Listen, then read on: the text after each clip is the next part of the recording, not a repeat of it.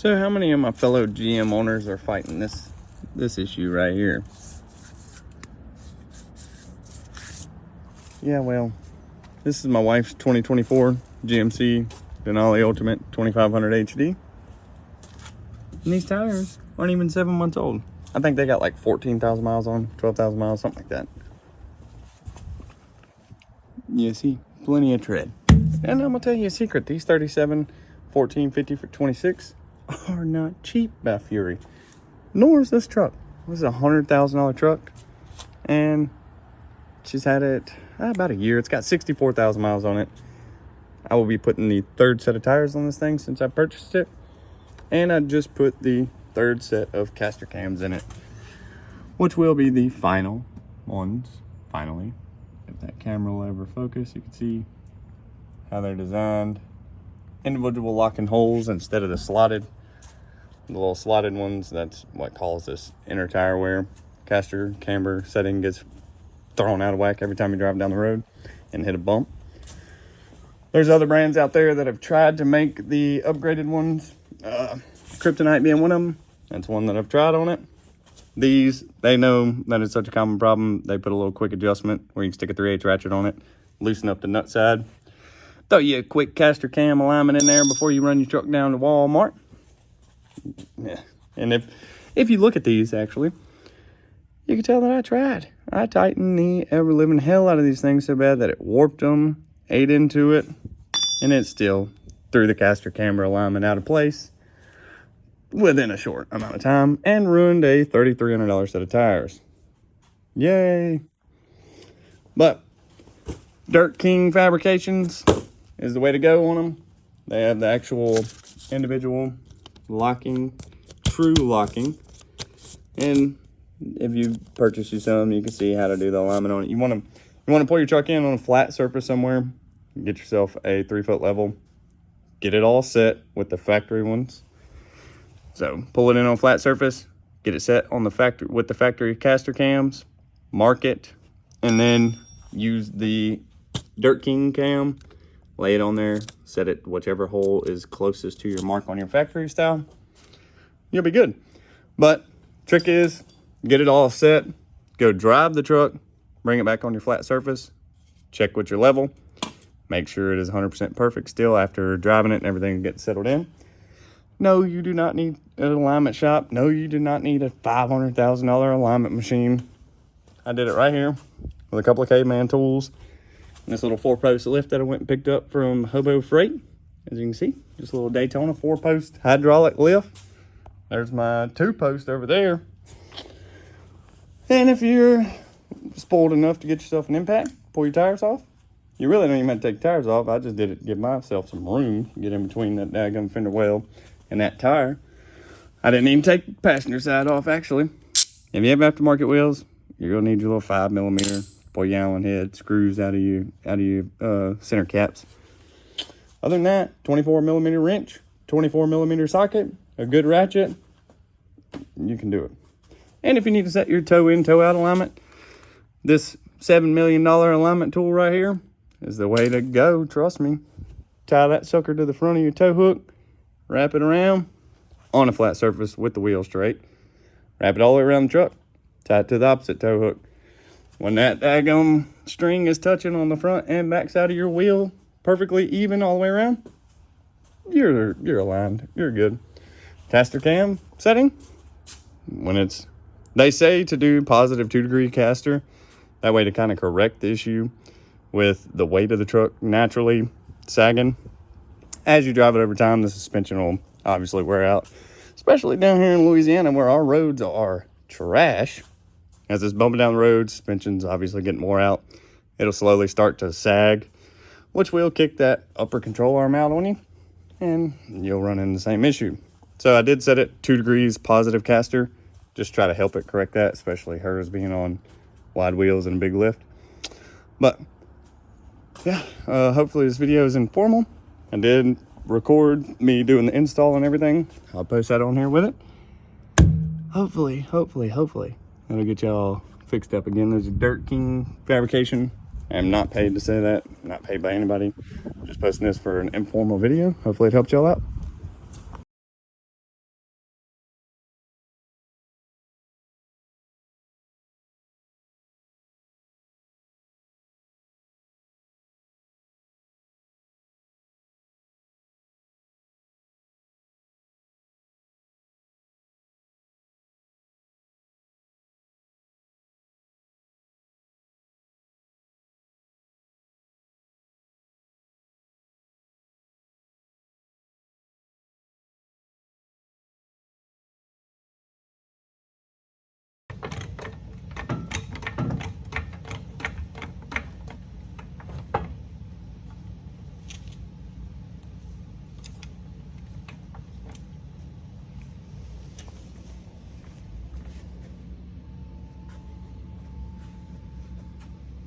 All right, so now I'm at the part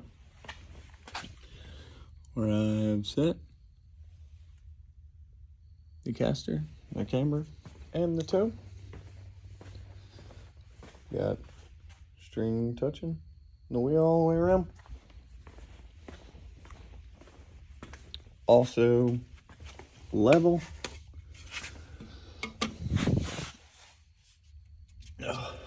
Flip it over.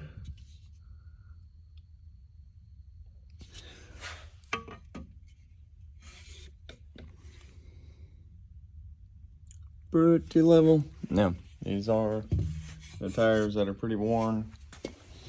So, showing a little tiny bit off, but stocks is 100% level.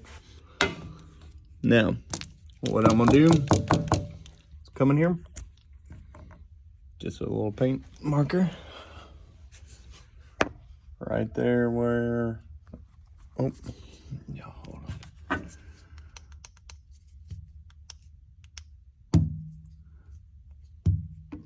It's bad when your tire is magnetic, so you know you're close to it blowing. All right. So, right there where that pin is lined up,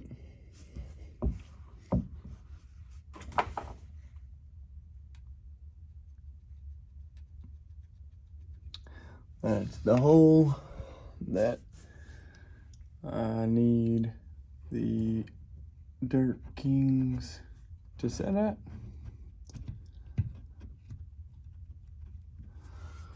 And same for this side.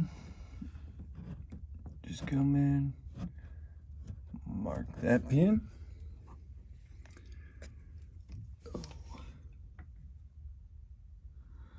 Sorry guys, it's hard to focus on where I'm at and where I'm holding this pin. And trying to get this dang camera to focus seems to be impossible. There we go. All right. So, simple as that. Again, strings touching both sides of the tire. Strings also touching on the back tire here.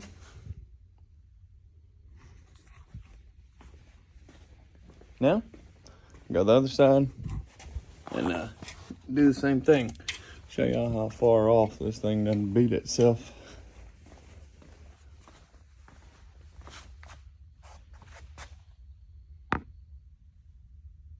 Yeah. I'd say she's pretty far off. Now the driver's side wasn't too bad. It was probably about right there. But yeah, this is pretty bad. What the hell, camera?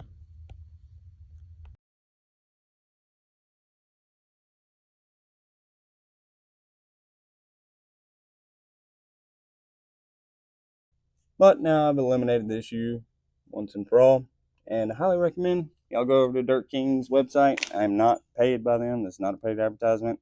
I'm just trying to help you out because this is a serious problem. I've read tons of forums about people's pins falling out, factory stock, bone stock trucks wearing the hell out of the inside of the tire or the outside of the tire, or even cone wearing to where it's never touching flat on the ground. That is all camber castor. So you pick some of these up, throw them in. It's pretty simple. I've got most of them installed except this back one right here. I'll put y'all up on time lapse, show you how to get it installed, get everything set, show you how to do the level, and I'll show you how to do a quick description of doing the alignment with a string in the shop if you don't have a big fancy alignment table or alignment lift, whatever they call it. I have no idea because I don't have one. I just use string, crescent wrench, a 7/8 wrench, and yeah, you do want to do all the settings with the weight of the truck on the ground. I just have it picked up right now so I can adjust that upper arm to get the bolts and pins and everything out, put the new stuff in, and then I'll set it back down, check all the alignment, check the level. It's recommended to roll the truck back and forth, bounce on, trying to get it to bounce up and down a little bit to get everything set in, and then check your alignment on your string and check your level. I'll show you all how to do that. Y'all just watch. Yep, there we are on the highway, cruising just fine.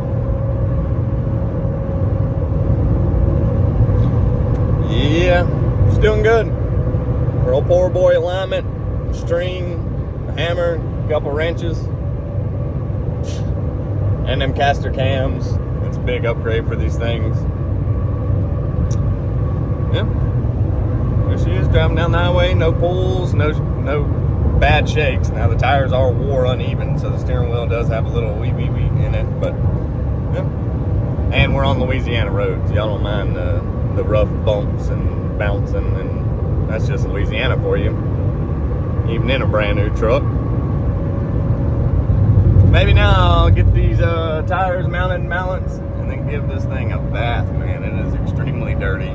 It is impossible to keep up with keeping this thing clean with that tire sticking out all the way around, with the damn dirty ass driveway we live down, which keeps the inside very tidy. Very, very, very tidy. All that is my junk that I carry around with me on a daily basis.